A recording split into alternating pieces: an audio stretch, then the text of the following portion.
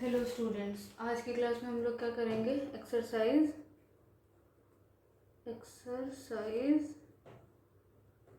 8.3, ठीक है, यानी प्रश्नावली 8.3, ठीक है। तो लिखते हैं, इसका पहला क्वेश्चन लिख देती हूँ मैं पहले।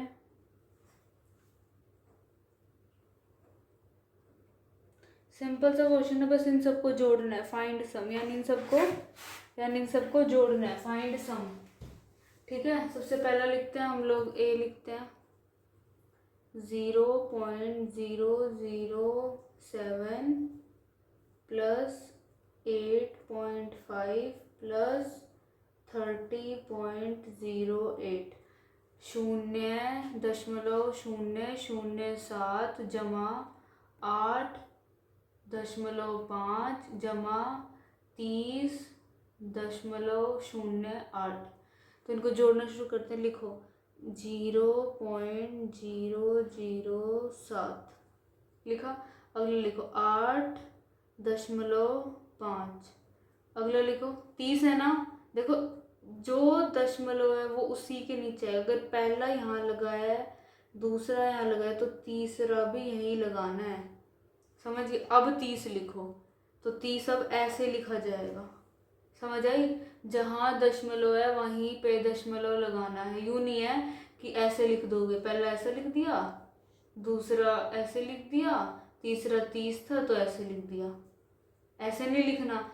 अगर डेसिमल ऐसे हैं तो उसी के ही नीचे डेसिमल आएगा, डेसिमल उसी के ही नीचे आएगा। तो पहले लिखा है 0.007 जमा यहाँ पे, फिर 8.5, 8.5, फिर 30। देखो इसी के नीचे लिखना है बिल्कुल 30। अब उसको अपने आप कर लो, आगे ले जाओ उसको, 30.08। अब इन सबको जोड़ दो। देखो जहाँ कुछ नहीं है वहाँ जीरो लगा दो अपने आप से ही पहले। अब जोड़ दो, 7 में 0 जोड़ो 7, फिर दोबारा जोड़ो 7। देखो 0 में 0 जोड़ेंगे 0, 0 में 8 जोड़ेंगे 8, 0 में 5 5 और इसका भी 5। अब लगाओ इसके नीचे नीचे लगाओ, ये 8 और ये 3। तो क्या आंसर आ गया? 38.587, 38.587, ठीक है। अब सेकंड देखते हैं। सेकंड है 15 प्लस 0.632 प्लस 13.8, 15 जमा में 0.632 जमा में 13.8। अब जोड़ते हैं, पहले लिखते हैं 15, यहाँ लिखते हैं 15। देखो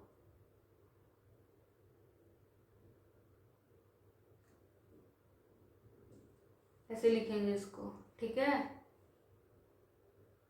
अगला 13, दशमलव तो यहीं पे ही आएगा, है ना, तो यहीं पे आएगा। 13 बनाओ, 13 आगे लिखेंगे, ठीक है। 15 0.632 फिर 13। देखो शून्य, जो ये दशमलव होता है यानी जो डेसिमल होता है ना, जो हमारा डेसिमल होता है वो एक साथ ही रहते हैं। डेसिमल एक साथ ही रहते हैं, यानी यूँ नहीं है जैसा नंबर आ रहा है वैसे जैसे ऐसे ऐसे नहीं करना। इधर तो यहाँ डेसिमल है, फिर जोड़ोगे कैसे उसको? यहाँ यूँ थोड़ा, हमने ऐसे नंबर देखे कभी 4.3.2, एक ही जगह डेसिमल होता है ना। तो इसका मतलब डेसिमल यानी दशमलव सारे लाइन में आने चाहिए। तो इसका लगा है 13.8। तो यहाँ यहाँ ऊपर भी लगा दो, जहाँ कुछ नहीं वहाँ 0 लगा दो। अब जोड़ो, इनको जोड़ेंगे 2, इन सबको जोड़ेंगे 3, इनको 8 और 6, 8 और 6, 6 और 8 14, 14 का 4 इधर, 4 गया ऊपर और ये आ गया डेसिमल।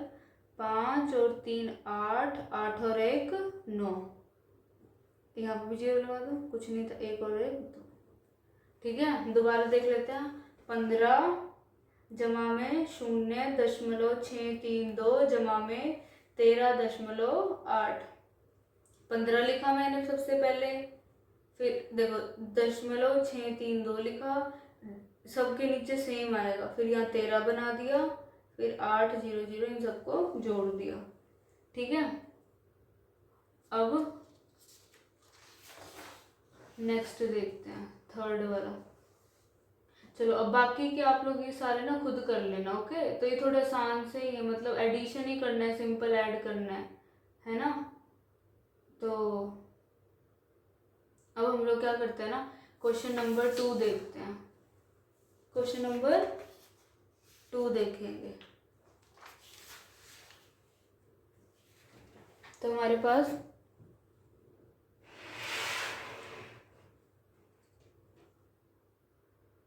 देखो क्वेश्चन है, Rashid spent ₹35.75 for maths book and ₹32.60 for science book. Find the total amount spent by Rashid. ठीक है, पढ़ते हैं।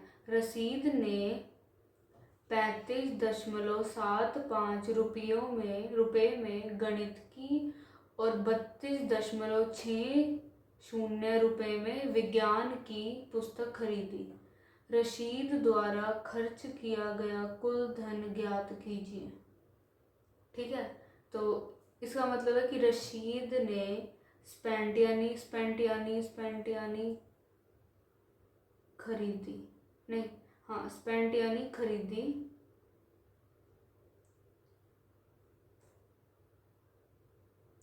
35.75 मतलब रशीद ने ना खर्च करे, उसने क्या करा, मैथ की बुक खरीदी इतने रुपए में, साइंस की बुक खरीदी इतने रुपए में। सिंपल सा, देखो चलो इसको बाद में करते हैं, छोड़ो इसको। अब मैं क्वेश्चन पूछती हूँ, मैंने क्या करा, चलो मैं नाम लेती हूँ पूजा ने क्या करा, पूजा ने 5 रुपए की टॉफी खरीद ली और 5 रुपए की उसने पेन खरीद लिया। 5 की टॉफी खरीद ली, 5 का पेन खरीद लिया, तो उसने कुल कितने खर्च करे, 5 की टॉफी 5 का पेन 10 हो गए दोनों को मिला के, तो उसने कितने खर्च करे, 10 रुपये खर्च करे। तो ये इसमें लिखा हुआ है, उनको मतलब हमने क्या करा, उनको जोड़ दिया, 5 को 5 में जोड़ दिया। एक और देख लेते हैं, जैसे हम देखते हैं, जैसे खुशबू ने क्या करा, खुशबू ने 10 रुपए की चॉकलेट खरीद ली और 10 रुपए की आइसक्रीम खरीद ली। 10 रुपए की चॉकलेट खरीद ली और 10 ही रुपए की आइसक्रीम खरीद ली। तो अब उसने पूरे कितने खर्च करे, जोड़ दो दोनों को, 10 और प्लस 10, तो कितना हो गया, 20 हो गया। यानी उसने टोटल कितने खर्च करे, 20 खर्च करे। तो हम लोगों ने क्या करा, जोड़ दिया। अब उसी को इसने थोड़ा बड़ा चढ़ा के क्वेश्चन बना के लिख दिया, पढ़ लेते हैं भाई। रशीद स्पेंट यानी उसने खर्चे इतने मैथ पे, इतने साइंस पे, टोटल यानी बताओ उसने टोटल कितने खर्चे, तो जोड़ दो दोनों को। क्या करेंगे, दोनों को जोड़ देंगे। पहले हम लोग ना ठीक से लिखते हैं, देखो कैसे लिखते हैं हम लोग, Rashid spent on maths book, लिखो यहाँ पे 35.75 रुपीज़ है ना। फिर लिखो रशीद स्पेंट यानी खर्चे ऑन साइंस बुक, इसी के नीचे लिखो 32.60 रुपीज़। यानी रशीद ने खर्चे मैथ पे इतने, रशीद ने खर्चे साइंस पे इतने। टोटल बताओ, लिख दो टोटल मनी स्पेंट, यानी टोटल यानी यहाँ लिख देते, टोटल यानी कुल खर्च किया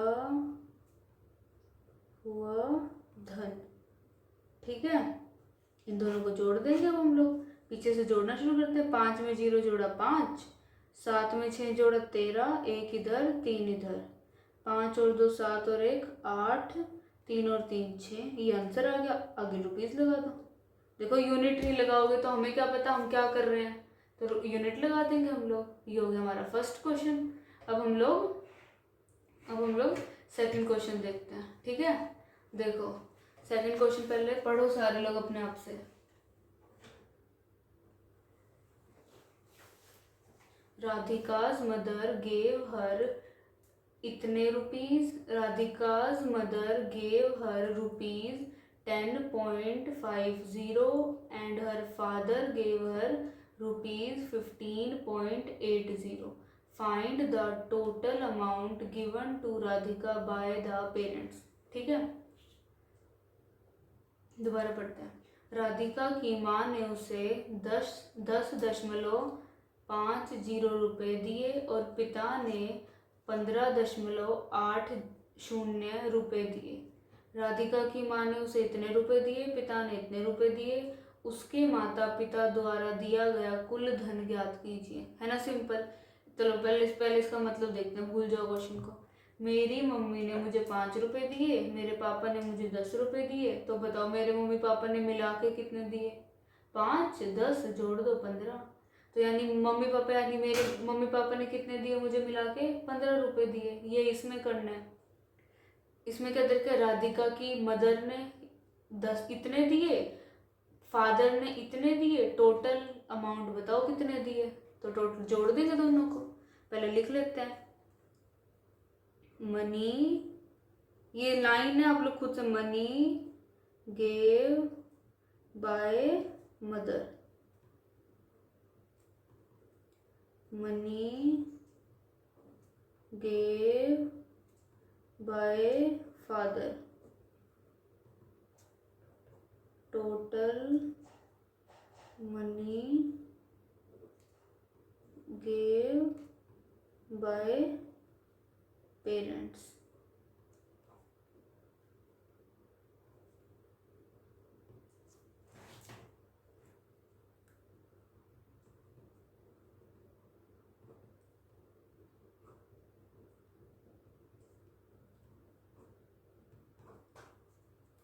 ठीक है, तो क्वेश्चन क्या था पहले वैसे मैंने समझाया ना कि मम्मी ने मेरे को 5 दिए, पापा ने मेरे को 10 दिए। तो कितने दिए दोनों ने मिला के? 5 जमा में 10, 5 + 10 15। ये इसमें करना है। तो देखो मनी गेव बाय मदर, यानी गेव मतलब देना। कितने दिए मदर ने?